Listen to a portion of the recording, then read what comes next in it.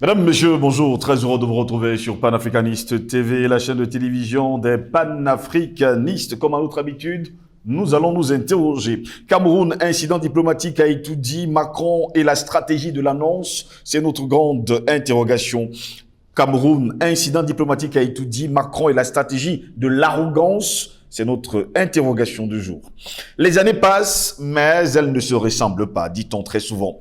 Au Cameroun, les choses ont bien évolué envers l'Hexagone. À Yaoundé, la capitale, nous sommes passés de peu à un incident diplomatique majeur. L'histoire nous fait savoir que le nouvel ambassadeur de France s'est rendu au Palais de l'Unité alors qu'il n'a pas encore présenté ses lettres de créance au chef de l'État camerounais, Paul Barthélémy Biya. Ce dernier, se croyant tout permis et en terrain conquis, s'est vu servir une fin de non-recevoir car tout était contraire aux usages diplomatiques et dénote d'ailleurs du mépris vis-à-vis de notre pays, le Cameroun, et de son chef. En France, un ambassadeur qui n'a pas encore présenté ses lettres de créance au chef de l'État ne peut pas rencontrer les officiels français. C'est le même principe sur le sol camerounais et sur le sol africain. Notamment, on ne pourrait pas rencontrer le ministre des Affaires étrangères, le président de l'Assemblée nationale, ni même le Premier ministre et bien d'autres officiels encore. Mais seulement sur le sol africain, il s'avère que ces hommes et femmes qui sont souvent nommés par l'Élysée se croient tout permis et vont et viennent, rencontrent même des hommes politiques, on va le dire comme ça, à des heures de Nicodème. C'est juste du mépris, nous dit-on. Paris est venu pour l'affaire du coq sportif qui décrit d'ailleurs aujourd'hui et défraie l'actualité. C'est très mauvais pour la France, en pleine des redéfinitions de ses rapports avec l'Afrique, ce qui s'est passé justement il y a quelques jours du côté de Yaoundé, la capitale. Voilà pourquoi nous nous interrogeons. Cameroun, incident diplomatique a étudié Macron et la stratégie de l'arrogance. En tout cas, c'est notre grande interrogation. Pour répondre à nos questions, nous sommes avec Albert Anatole là ici. Il est directeur de publication du journal Le Cactus et journaliste. Il est avec nous ce matin. Albert Anatole là ici, bonjour, bienvenue à vous. Bonjour à vous, Steve Joselangos. Je dis bonjour à vos techniciens, bonjour à vos millions de téléspectatrices, de téléspectateurs qui regardent Panafricaniste TV dans les diverses plateformes numériques, à l'instar de Facebook, YouTube, je crois Instagram et TikTok. Comme à mon habitude, ce ne sera pas un coup de gueule parce que nous commençons cette émission avec un groupe pincement au cœur. Vous le savez, l'actualité qui défile la chronique au niveau du peuple du monde noir depuis le petit matin du 14 novembre dernier. Amadou Ampateba, un sage africain, disait, je le cite, « En Afrique, un vieillard qui meurt, c'est une bibliothèque qui brûle. » C'est vrai, nous ne sommes plus dans l'oralité, nous sommes désormais inscrits dans la littérature écrite, si vous voulez. Eh bien, il est parti. C'était un afro-descendant qui a justement assumé son africature, ses origines africaines. Il s'agit du professeur Nyusire Kalala Omotunde, autant pour moi, qui est parti après avoir visité le continent, notamment au travers le Cameroun. Il a rejoint la terre de ses ancêtres qui l'ont précédé dans le combat. Mais il a désormais inscrit pour la postérité, justement, son nom au panthéon de ceux-là qui ne pourront jamais l'oublier et qui reste désormais inscrit dans la mémoire collective, pas seulement du peuple noir, des afro-descendants, mais surtout de l'humanité, cette humanité-là qui voudrait et qui respecte justement la vie humaine, je veux dire les principes qui régulent la vie humaine dans le respect, n'est-ce pas, du droit et de la loi qui impose à tout le monde, c'est-à-dire le respect des autres cultures. Merci pour l'invitation. Et nous allons justement présenter nos condoléances à la famille Yurma éprouvée par la perte de cet être cher, que la terre de nos ancêtres lui soit légère. Et c'est comme ça que nous commençons cette édition de Parole panafricaniste ce matin. Cameroun, incident diplomatique a étudié Macron et la stratégie de l'arrogance. Comme disait quelqu'un, Albert Anatole, ici je me tourne vers vous, ils l'ont encore fait. Cette fois-ci, c'était à Yaoundé, la capitale. Ils l'ont encore fait, ils ont récidivé. Vous savez, Steve Longos, La thématique que vous mettez en débat ce matin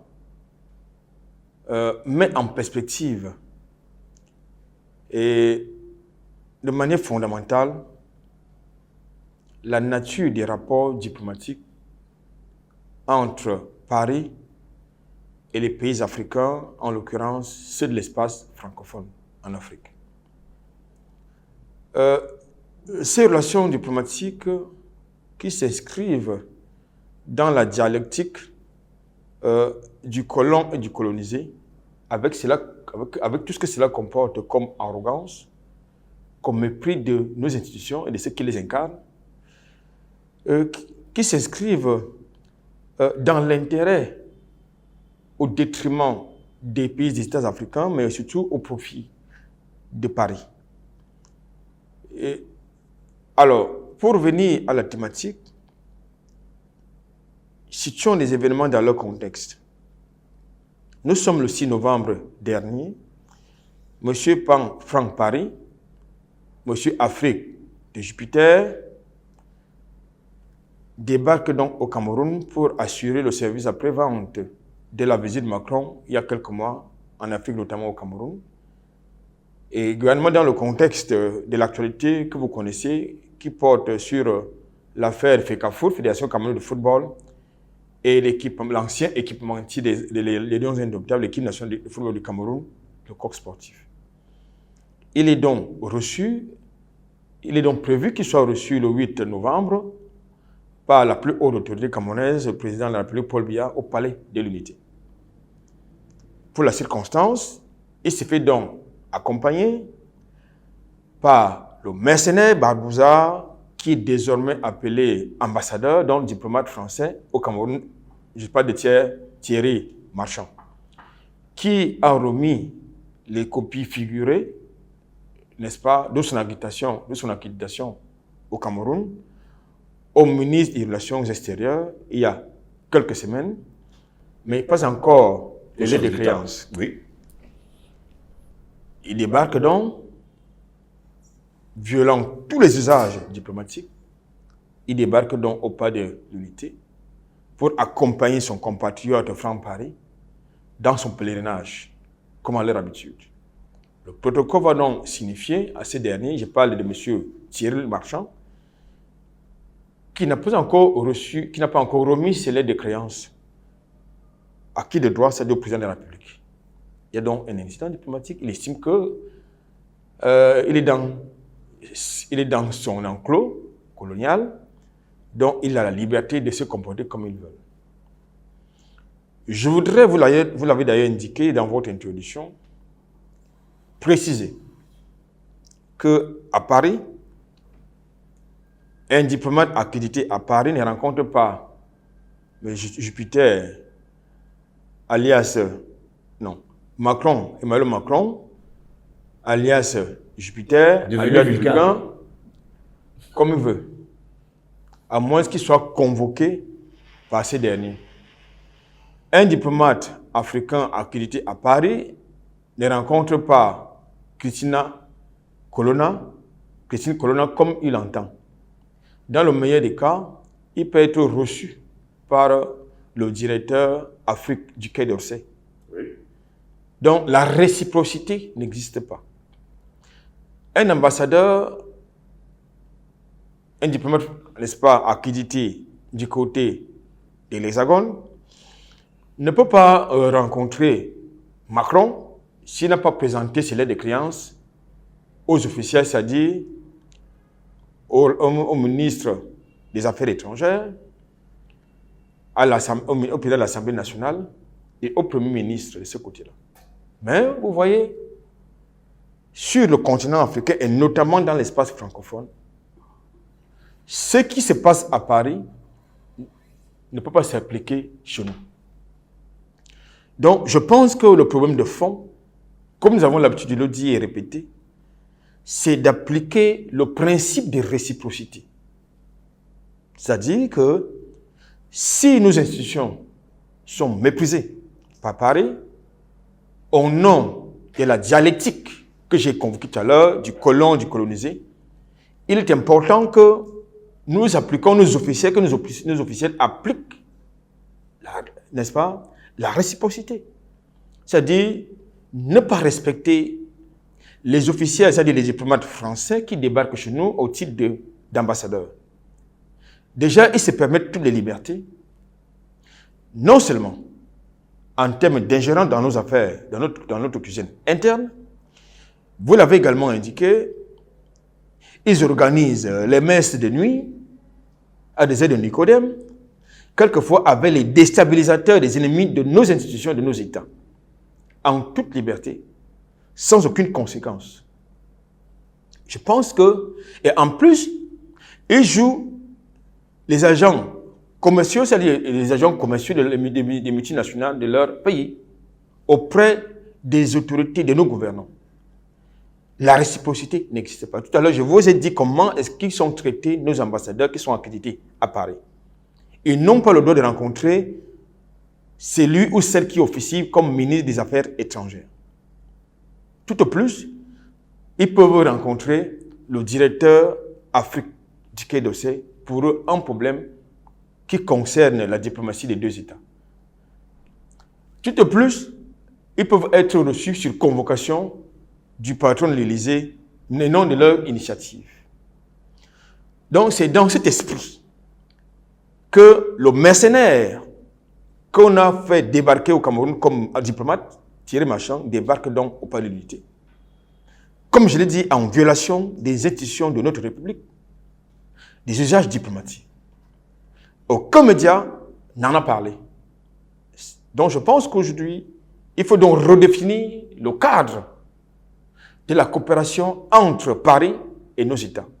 Et le plus rapidement possible, parce que ce genre d'événement est absolument inacceptable dans un contexte, dans le double contexte de redéfinition de la stratégie de la diplomatie française en Afrique et notamment au Cameroun, dans le contexte de rupture de la géopolitique d'unipolarité. On ne peut pas rentrer dans les anciens chemins de mépris de nos États, de mépris de nos institutions, de mépris de ceux qui incarnent ces institutions-là. C'est important que cela soit précisé, c'est important que cela soit dit. Jusqu'à preuve de contraire, le 8 novembre dernier, Franck Parly ou alors Florence Parly ont-ils été reçus finalement? Franck Parly a été reçu, monsieur Thierry Marchand a été reçu. Je voudrais vous rappeler que dans le contexte camerounais que je connais, et je crois que c'est la même situation qui se passe, la même réalité que vivent, n'est-ce pas, ces mêmes frustrations, il faut le dire comme ça, ces mêmes frustrations que vivent la plupart des dirigeants africains dans l'espace francophone. À chaque fois qu'un diplomate, un ambassadeur français en Afrique demande une audience, il est reçu. Chaque fois qu'il demande une audience, c'est-à-dire auprès du chef de l'État, auprès de la République, il est reçu. Mais l'inverse, la réciprocité, ça n'existe pas. Donc, Franck Parly et le mercenaire qui a été accrédité chez nous par Macron, ont été reçus. Je pense que là encore, nous avons un gros problème. Est-ce qu'il est ambassadeur tant qu'il n'a pas encore remis les lettres de créance au chef de l'État camerounais? Il est demi-ambassadeur. Dès lors qu'il a remis les copies figurées de sa lettre de créance au ministre des Relations extérieures dans le contexte camerounais, il est considéré comme ambassadeur. Demi-ambassadeur ou ambassadeur? Demi-ambassadeur. Mais tant qu'il n'a pas encore remis les lettres de créance, à qui de droit, il ne peut pas être considéré comme ambassadeur. Jusqu'à preuve de contraire, il n'a pas encore remis ses lettres de créance au chef de l'État. Il n'a pas encore remis ses lettres de créance au chef de l'État. Parce que c'est le chef de l'État qui doit recevoir les lettres de créance pour que justement il puisse avoir le statut d'ambassadeur selon les usages diplomatiques. Donc, je pense qu'aujourd'hui, quand vous voyez ces images et qu'il a été reçu, finalement, pour des raisons que nous ignorons, alors qu'il ne respecte pas les usages diplomatiques, moi, ça me pose un problème personnellement.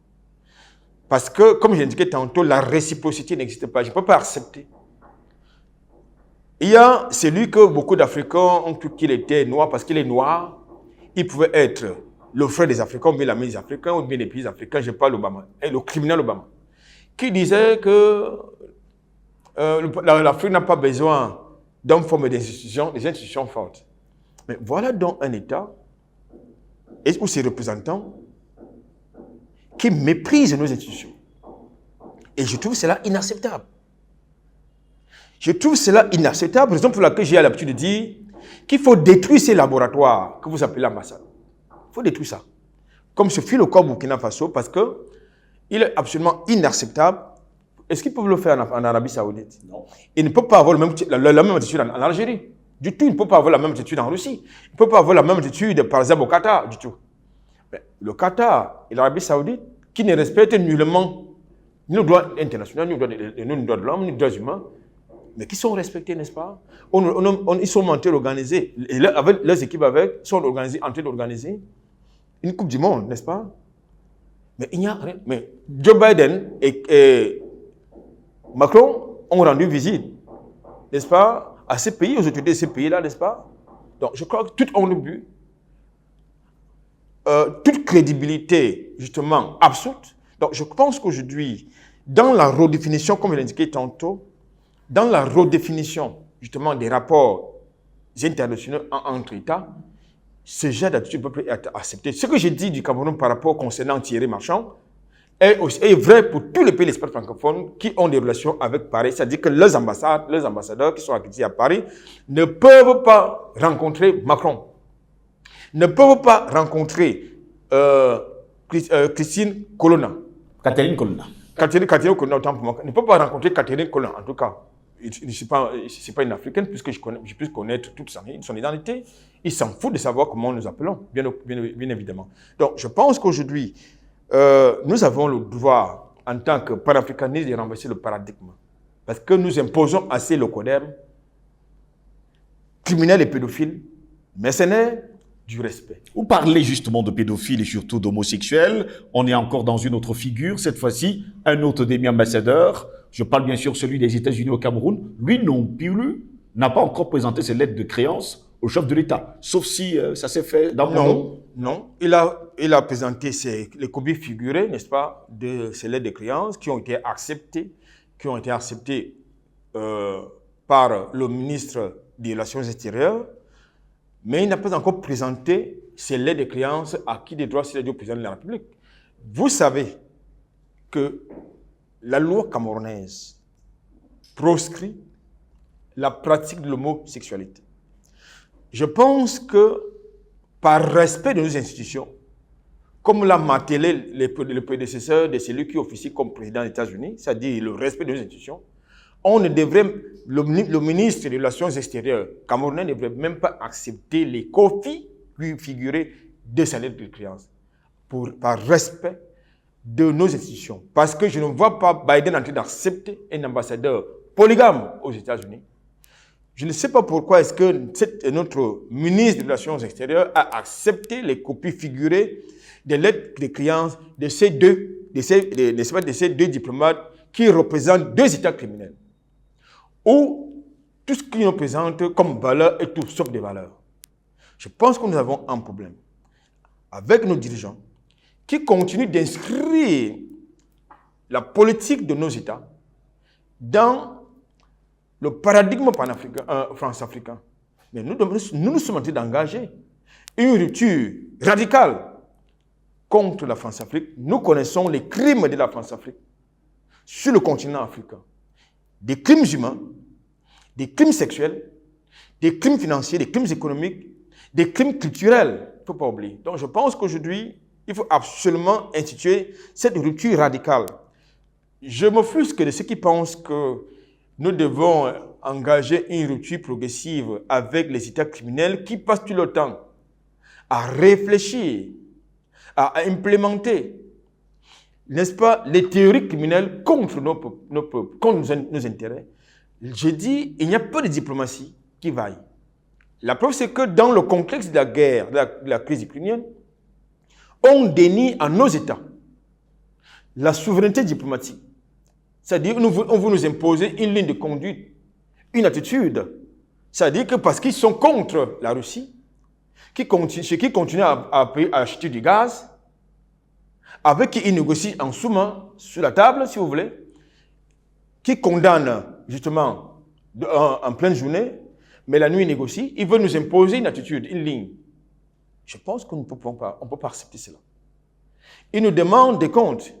Vous avez même une loi qui est actuellement en train d'être votée du côté du Sénat américain pour punir les États qui ont choisi le non-alignement dans le contexte de la crise ukrainienne. Je crois qu'aujourd'hui, il faut redéfinir les relations diplomatiques qui lient nos États avec ces États criminels. C'est important parce que le monde est en train de changer. Et vous voyez aujourd'hui, nous sommes au XXIe siècle. Certains dirigeants du monde unipolaire continuent de voir le monde d'aujourd'hui avec les lunettes du XVIIIe siècle. Je crois qu'ils ont un problème. Un très gros problème. Et nous devons leur rappeler, raison pour laquelle c'est très compliqué, vous devez avoir forcément, nous les panafricains, on a un pincement au cœur lorsqu'on nous perdons un monument comme le professeur Nusire Kalala Omotunde. Albert Natola, ici, pour bon nombre d'Africains aujourd'hui, ils ne veulent plus entendre parler des ambassades, même, on va le dire ainsi, des instances occidentales sur le sol africain. Vous, qu'est-ce que vous en pensez? Il n'y a aucun pays qui peut vivre en autarcie. Mais tous les pays au monde ont besoin de liberté, de démocratie, d'indépendance, mais surtout de respect. Dès lors que vous avez des amis, si vous voulez des partenaires ou des pays amis, qui sont capables de respecter ces principes que je viens d'énoncer, c'est-à-dire le respect de vos choix stratégiques, de vos choix politiques, de respecter vos États, ils deviennent vos partenaires. Au même titre qu'ils le veulent ou non, au même titre que nous respectons les partenaires, comme la Russie, comme la Turquie, c'est-à-dire comme la Chine, qu'ils le veulent ou non, comme l'Inde.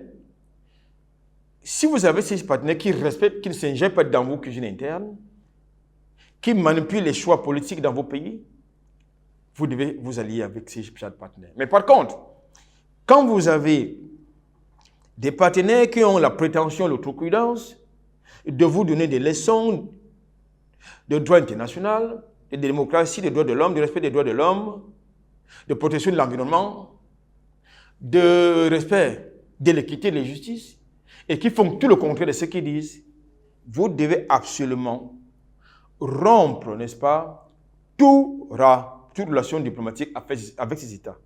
Tout à l'heure, je vous ai dit que votre thématique met en perspective les relations diplomatiques de la France avec les États africains, notamment en ce qui concerne ceux de l'espace francophone, des relations diplomatiques qui sont fondées sur le mépris, sur la condescendance, sur les intérêts à sens unique au profit de la France. Moi, ça me pose un problème. Les Africains demandent aujourd'hui la rupture diplomatique avec la France et surtout les États-Unis. Pas seulement les deux là. Tout État qui n'est pas capable, qui ne peut pas respecter nos intérêts, nos choix stratégiques, qui ne peut pas respecter justement le paradigme choisi par nos dirigeants, ou bien par les peuples, par nos peuples, on doit rompre. Parce qu'aujourd'hui, ils sont dans l'hypocrisie. Ils sont dans l'hypocrisie. Ils vous parlent de la démocratie. Ils vous parlent de l'aide publique au développement. Quel pays africain s'est développé, est capable de se développer avec l'aide publique au développement? Est-ce qu'on en a besoin? Est-ce que nos États ont besoin de l'aide du FMI, de la Banque mondiale, de l'aide américaine, de la France qui est un pays en récession? Est-ce que nos pays ont besoin de l'aide du Royaume-Uni?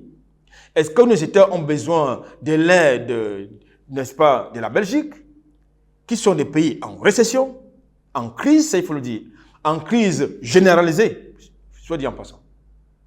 Non, on n'en a pas besoin. Donc, je pense qu'il faut donc rompre justement de manière radicale, de manière radicale, quelles que soient les conséquences, parce qu'il faut se le dire, il n'y a aucune révolution qui s'est passée sans aucun sacrifice. Dans toute révolution, il y a des sacrifices. Nous avons Nous avons, n'est-ce pas, des millions d'Africains qui sont morts pour la France, qui, eux, aujourd'hui, ingrates vis-à-vis des pays africains, qui est condescendante. Vous avez des millions d'Africains qui ont été castrés, décapités, qui ont été tués en France pour la France libre. Mais cette France-là qui est ingrate et qui se permet de vous dire, monsieur Sylvie Zelangos, qu'à travers Macron, que le peuple malien, l'État malien est ingrat parce que 59 lycodermes sont morts pour le Mali libre. Combien d'Africains sont morts pour la France libre? Combien sont-ils morts pour la France libre? Donc, moi, je pense que il est important, justement, j'ai l'habitude de convoquer également ces termes chers, cette problématique chère à mon aîné, patient d'homme, à savoir, on ne peut rien opposer aux Africains qu'en dehors du contentieux historique. Qu'ils évitent, notamment Paris et, n'est-ce pas, son wagon d'alliés, à savoir Washington qui continue d'opprimer, n'est-ce pas, le peuple noir sur son sol, qui continue de commettre des crimes en dehors de ses frontières. On ne peut rien nous proposer qu'en dehors du contentieux historique. Il faut que ce contentieux soit vidé. Aujourd'hui, on ne peut pas dire que les peuples, n'est-ce pas, les Juifs sont par exemple responsables de la Shoah. Ils ne sont pas responsables de ce qui nous arrive. C'est eux qui sont venus nous tuer, nous castrer, violer, et ils continuent de le faire. Du point de vue culturel, du point de vue économique, du point de vue financier, du point de vue politique, du point de vue justement humain, ils continuent de violer nos peuples. Et ça doit s'arrêter. Merci à vous, Albert Anatola, ici d'avoir été des nôtres. C'est fait un plaisir.